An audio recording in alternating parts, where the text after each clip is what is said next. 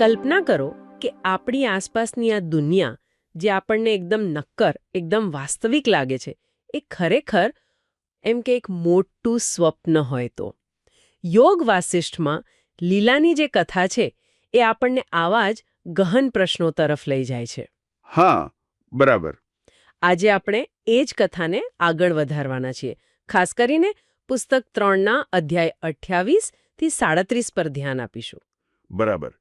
એ અધ્યાયો જ્યાં લીલાનો અનુભવ વધુ ગહન બને છે. આપણી પાસે સ્ત્રોત તરીકે યોગ વાસિષ્ઠના આ જ અધ્યાયો છે જે લીલાની ચેતનાની સફર અને એના અર્થને સમજાવે છે. અને આપણો હેતુ છે આમાંથી મુખ્ય વિચારો તારવવાનો. આપણે એ સમજવાની કોશિશ કરીશું કે લીલાની આંતરિક જાગૃતિ કેવી રીતે એમ કે બ્રહ્માંડ અને વાસ્તવિકતા વિશેની એની સમજને બદલી નાખે છે. કયા મુદ્દાઓ પર ખાસ વાત કરીશું? મુખ્યત્વે તો ચેતના જ કેવી રીતે વાસ્તવિકતા રચે છે, પછી લીલાનો પોતાના ભૂતકાળ સાથેનો મતલબ પૂર્વજન્મ સાથેનો ભેટો, એની બ્રહ્માંડીય યાત્રા. અને પેલું મોટું યુદ્ધ પણ આવે છે ને? હા, એ ભીષણ યુદ્ધ. પણ એનું માયાવી સ્વરૂપ અને એનો અર્થ શું? અને આ બધામાં ધર્મનું શું મહત્વ છે? આ બધા પર ઊંડાણપૂર્વક વાત કરીશું. સરસ. તો ચલો શરૂ કરીએ. કથા શરૂ થાય છે લીલાના જાગરણથી, બરાબર? અધ્યાય 28માં. હા, તે પહાડી આશ્રમમાં ધ્યાનમાંથી જાગે છે. અને પછી તે અને દેવી સરસ્વતી બહાર આવે છે અને ત્યાં જે દ્રશ્ય જુએ છે વર્ણન તો અદ્ભુત છે. લીલાછમ જંગલો, પક્ષીઓનો કલરવ, નદીઓ વહેતી હોય, પશુઓ ચરતા હોય, બાળકો રમતા હોય. બધું જ એકદમ જીવંત. હા, એટલું વિગતવાર કે આપણને લાગે કે આ જ સાચી દુનિયા છે. અને અહીં જ જુઓ, યોગ વાસિષ્ઠનો મુખ્ય દાર્શનિક મુદ્દો આવે છે. આ જે જીવંત દેખાતું દ્રશ્ય છે ને, એ ભલે ભૌતિક લાગે પણ મૂળભૂત રીતે તો એ ચેતનાની જ એક અભિવ્યક્તિ છે. મતલબ વસિષ્ઠ રામને સમજાવે છે એમ આપણે જે કંઈ પણ અનુભવીએ છીએ, ધ્યાનમાં હોઈએ કે જાગતા હોઈએ, એ બધું જ એમ કહો કે બ્રહ્મની માયાવી શક્તિનું પ્રાગટ્ય છે. માયાવી શક્તિ. હા, જે આપણા વિચારો અને માન્યતાઓથી આકાર લે છે. એટલે જે જ્ઞાની છે એના માટે આ દુનિયા મૃગજળ જેવી છે, અથવા જેમ કોઈ ચમકતા કંકણને ભૂલથી સોનું સમજી લે એવું. અચ્છા, દેખાય વાસ્તવિક પણ હોય નહીં. બરાબર. મન જાણે અરીસો છે જે વાસ્તવિકતાનું પ્રતિબિંબ પાડે છે, પણ એ પ્રતિબિંબ પોતે મૂળ વસ્તુ નથી. આ સમજવું થોડું અઘરું તો છે, કારણ કે રોજબરોજ તો આપણને બધું નક્કર જ લાગે છે. પણ લીલા માટે આ ખાલી સિદ્ધાંત નથી, એના પોતાના ભૂતકાળ સાથે પણ જોડાયેલું છે, ખરું ને? બિલકુલ. આ દ્રશ્યો જોયા પછી અધ્યાય 29 થી 31માં કથા લીલાના પૂર્વજન્મ તરફ જાય છે. અરુંધતી. હા, અરુંધતી. દેવી સરસ્વતી એને એના પાછલા જન્મ વિશે જણાવે છે. એક સાધારણ બ્રાહ્મણ પત્ની હતી, ખૂબ ધર્મનિષ્ઠ, કર્તવ્યપરાયણ. એનું જીવન કેવું હતું? બસ કઠોર ગૃહસ્થ ધર્મ પાળવાનો, ઘરકામ, પૂજાપાઠ, એમાં જ એનું જીવન વીતતું હતું. પણ એનામાં કોઈ ઊંડી આધ્યાત્મિક જિજ્ઞાસા કે મુક્તિની તડપ નહોતી. એ સંસારની ફરજોમાં જ મતલબ પૂરેપૂરી ડૂબેલી હતી. અને હવે લીલા, જે વધુ જાગૃત છે, તે જ્યારે અરુંધતીના એ જીવનને જુએ છે ત્યારે શું અનુભવે છે? દેવી સરસ્વતીની મદદથી લીલા જાણે સમયમાં પાછળ જાય છે.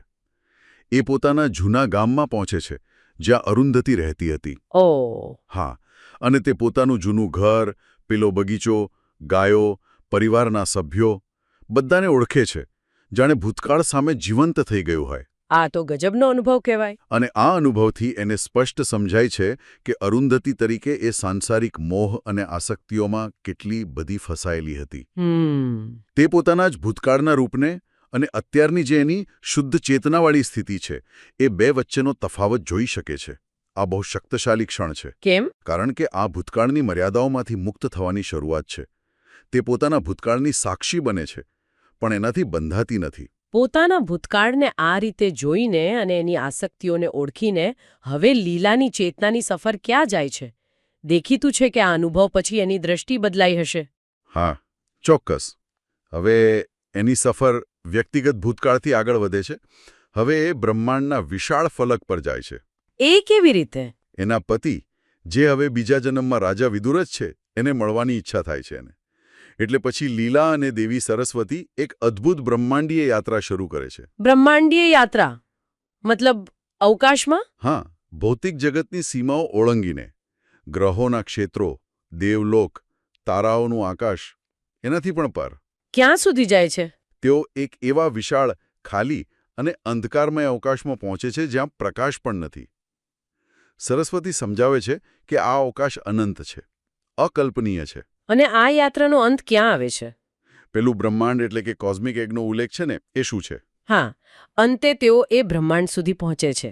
હવે જુઓ, આ કોઈ ભૌતિક ઈંડું નથી સમજવાનું. અચ્છા. એ એક અધિભૌતિક રચના છે એમ કહો, કે એક એવી સંકલ્પના જે આખી સૃષ્ટિને સમાવે છે. એની અંદર તેઓ અસંખ્ય વિશ્વોને જુએ છે, તરતા હોય એમ. ઘણા બધા વિશ્વો? હા, અસંખ્ય. કેટલાક નવા બને છે, કેટલાક નાશ પામે છે, કેટલાક સ્થિર છે. વસિષ્ઠ આની સરખામણી પાણીના પરપોટા સાથે કરે છે. પરપોટા સાથે? કેમ? એ બતાવવા કે આ વિશ્વો કેટલા ક્ષણિક અને માયાવી છે. અહીં મુખ્ય વિચાર એ છે કે આ બધા જ વિશ્વો તેમની તમામ વિવિધતા સાથે પેલી અનંત ચેતનાની અંદર જ અભિવ્યક્ત થઈ રહ્યા છે. અને એ વિશ્વો ગતિ કેવી રીતે કરે છે? કોઈ નિશ્ચિત ઉપર કે નીચેની દિશા નથી, કારણ કે અવકાશ અને દિશા પોતે જ સાપેક્ષ ખ્યાલો છે. આ વિશાળ અવકાશ અવિભાજ્ય છે અને દેવતાઓથી માંડીને નાનામાં નાના જીવ સુધી અસંખ્ય જીવોથી ભરેલો છે. વાહ! બ્રહ્માંડની આવી ભવ્ય કલ્પના, એક તરફ અનંત ચેતનામાં તરતા આટલા બધા વિશ્વો અને બીજી તરફ પૃથ્વી પરના આપણા નાના નાના સંઘર્ષો. આ વિરોધાભાસ જ ઘણું બધું કહે છે. બરાબર. અહીંથી કથા પાછી પૃથ્વી પર આવે છે અને એક મોટા યુદ્ધનું દ્રશ્ય શરૂ થાય છે. આ બદલાવ કેવી રીતે આવે છે? હા, આ બ્રહ્માંડીય દ્રષ્ટિ મેળવ્યા પછી લીલા અને સરસ્વતી રાજા વિદુરથના રાજ્ય તરફ પાછા ફરે છે. યાદ છે ને, વિદુરથ એટલે લીલાનો પૂર્વપતિ? હા, બરાબર. અને ત્યાં એક ભીષણ યુદ્ધ ચાલી રહ્યું છે. અધ્યાય 32થી 34 આ યુદ્ધના શરૂઆતનું વર્ણન કરે છે. તેઓ ક્યાંથી જુએ છે? આકાશમાંથી. નીચે બંને પક્ષોની સેનાઓ સામસામે ગોઠવાયેલી છે. વાતાવરણ એકદમ તંગ છે, શસ્ત્રો ચમકી રહ્યા છે, યોદ્ધાઓના મનમાં ડર પણ છે અને ઉત્સાહ પણ. અને પેલું દિવ્ય રંગભૂમિ જેવું કંઈક? હા, એ રસપ્રદ છે. જાણે આ કોઈ નાટક ભજવાઈ રહ્યું હોય અને એને જોવા માટે આકાશમાં દેવતાઓ, દાનવો, ગાંધર્વો, અપ્સરાઓ, ઋષિઓ બધા હાજર છે, દર્શકો તરીકે. એટલે યુદ્ધને એક નાટક તરીકે જોવામાં આવે છે. આનો દાર્શનિક અર્થ શું? દાર્શનિક રીતે આ મોટું યુદ્ધ, એની બધી હિંસા અને વિનાશ સાથે અંતે તો પેલી અનંત ચેતનામાં ઉદ્ભવેલું એક ક્ષણિક સ્વપ્ન જ છે. સ્વપ્ન? હા, જેમ આપણે પહેલાં વાત કરી, આખું જગત, એની સુંદરતા હોય કે ભયાનકતા, બધું જ ચેતનાના અરીસામાં પડતું પ્રતિબિંબ છે. આ યુદ્ધ પણ એનો જ એક ભાગ. અને પેલા આકાશી દર્શકો શું વિચારે છે? એમના પ્રતિભાવો પણ જુદા જુદા છે. તેઓ આશ્ચર્યથી, થોડી અનાસક્તિથી આ બધું જુએ છે.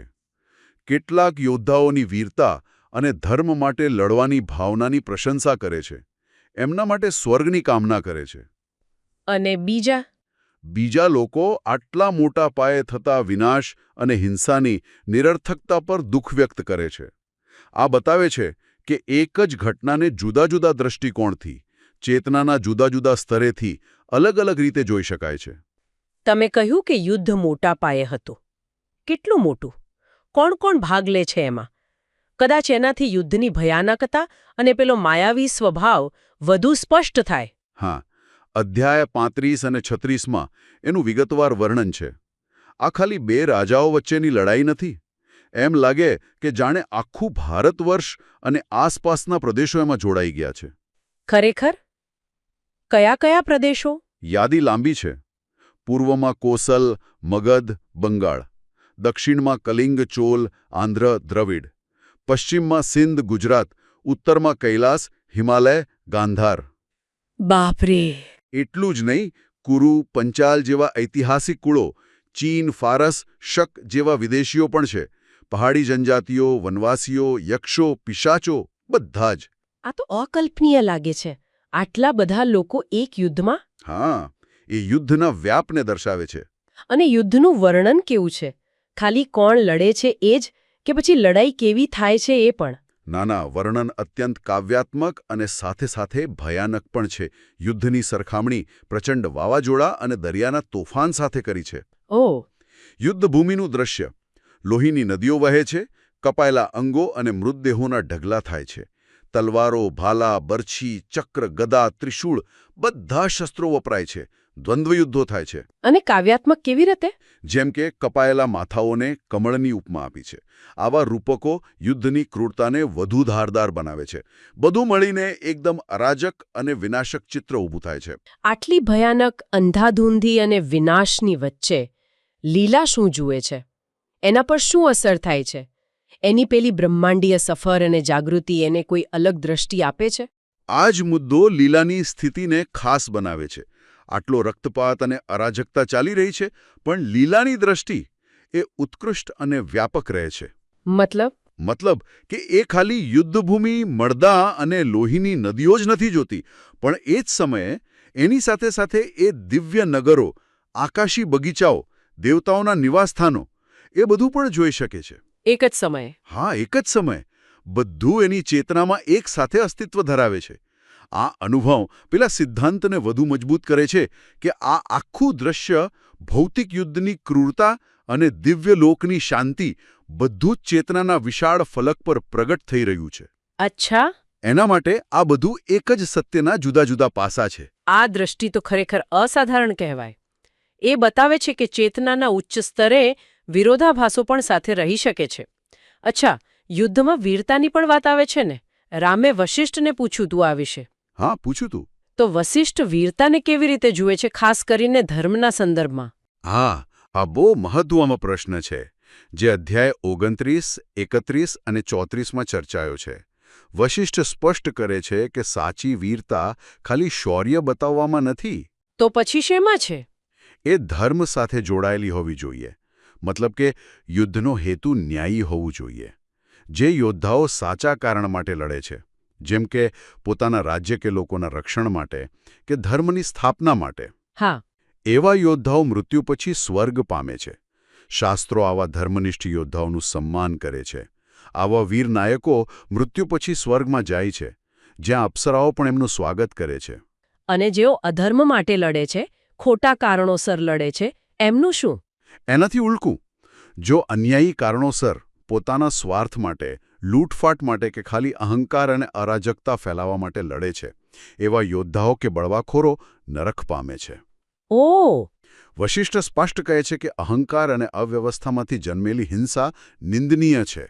એટલે યુદ્ધમાં કેટલી બહાદુરી બતાવી એના કરતાં વધુ મહત્વનું એ છે કે એ બહાદુરી કયા હેતુ માટે હતી, કઈ નૈતિક ભૂમિકા પર હતી. ધર્મ જ છેલ્લો માપદંડ છે. સમજાયું. તો આ આખી ચર્ચા લીલાની જાગૃતિ, અરુંધતી તરીકે એના ભૂતકાળનું દર્શન, બ્રહ્માંડની વિશાળતાનો અનુભવ, યુદ્ધનું માયાવી પણ નૈતિક મહત્વ અને ધર્મની સર્વોપરિતા, આ બધું મળીને શું કહેવા માંગે છે? આ જટિલ કથામાંથી સાંભળનાર માટે મુખ્ય સંદેશ શું લઈ શકાય? જો આપણે આ બધા મુદ્દાઓને જોડીએ તો લીલાની આખી યાત્રા એક રૂપાંતરણની કથા છે. એક સામાન્ય સંસારમાં આસક્ત સ્ત્રી અરુંધતીથી શરૂ કરીને તે જ્ઞાન અને અનુભવ દ્વારા શુદ્ધ ચેતનાની સ્થિતિ સુધી પહોંચે છે. હા. અને આ યાત્રા એને બ્રહ્માંડની અનંતતા અને જગતના માયાવી સ્વરૂપને સમજવાની શક્તિ આપે છે. તે સમજે છે કે યુદ્ધ જેવી ભયાનક ઘટનાઓ પણ આખરે તો ચેતનામાં ઉદ્ભવતા દૃશ્યો છે. પણ તેમ છતાં એનું નૈતિક મહત્વ છે. બરાબર. એનું નૈતિક મહત્વ છે જે ધર્મ દ્વારા નક્કી થાય છે. બધું જ અનંત ચેતનાની અભિવ્યક્તિ છે. એટલે યુદ્ધ ખાલી બહારની ઘટના નથી, પણ એ વાસ્તવિકતા, ચેતના અને નૈતિક કાયદા વિશેના ઊંડા સત્યોને ઉજાગર કરતું એક બ્રહ્માંડીય નાટક પણ છે.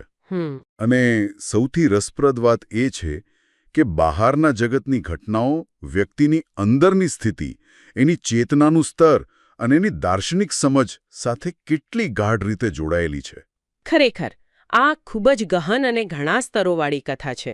મુખ્ય વાત એ લાગે છે કે આપણી વાસ્તવિકતાની જે સમજ છે એ આપણી ચેતના પર આધાર રાખે છે. જેમ જેમ ચેતના વિકસે તેમ તેમ વાસ્તવિકતાનું આપણું અર્થઘટન પણ બદલાય. લીલાનું રૂપાંતરણ એનું શ્રેષ્ઠ ઉદાહરણ છે. સાચી વાત. અને યુદ્ધ જેવી ઘટનાઓ ભલી માયાવી હોય પણ એના નૈતિક પરિણામો વાસ્તવિક છે અને એ ધર્મ પર આધાર રાખે છે. બરાબર કહ્યું. અને આ કથા આપણને બધાને વિચારવા માટે પ્રેરે છે. શું વિચારવા માટે? એ જ કે જો આપણે પણ લીલા જેવી દ્રષ્ટિ અપનાવવાનો પ્રયત્ન કરીએ અને આપણા પોતાના જીવનના અનુભવો, આપણા સુખ દુઃખ, સફળતા નિષ્ફળતા, આપણા સંઘર્ષો એ બધાને પણ ચેતનાના વિશાળ ફલક પર ભજવાતા નાટકો તરીકે જોઈએ તો શું થાય? તો શું બદલાવ આવે? શું આ દ્રષ્ટિ આપણને જીવનની ઘટનાઓ પ્રત્યે થોડા વધુ અનાસક્ત, વધુ સાક્ષી ભાવથી જોવામાં મદદ કરી શકે? શું એનાથી આપણા નિર્ણયો અને કર્મોમાં ધર્મ પ્રત્યેની સભાનતા વધી શકે? આ પ્રશ્નો ખરેખર વિચારવા જેવા છે. યોગ વાસિષ્ઠની આ કથા ફક્ત એક વાર્તા નથી પણ જીવન અને વાસ્તવિકતાને સમજવાની એક ચાવી પણ આપે છે. આ ઊંડાણપૂર્વકની વાતચીત માટે આભાર. આભાર. આશા રાખીએ કે સાંભળનારને લીલાની કથાના આ પાસાઓનું અમારું આ વિશ્લેષણ રસપ્રદ અને કદાચ ઉપયોગી પણ લાગ્યું હશે.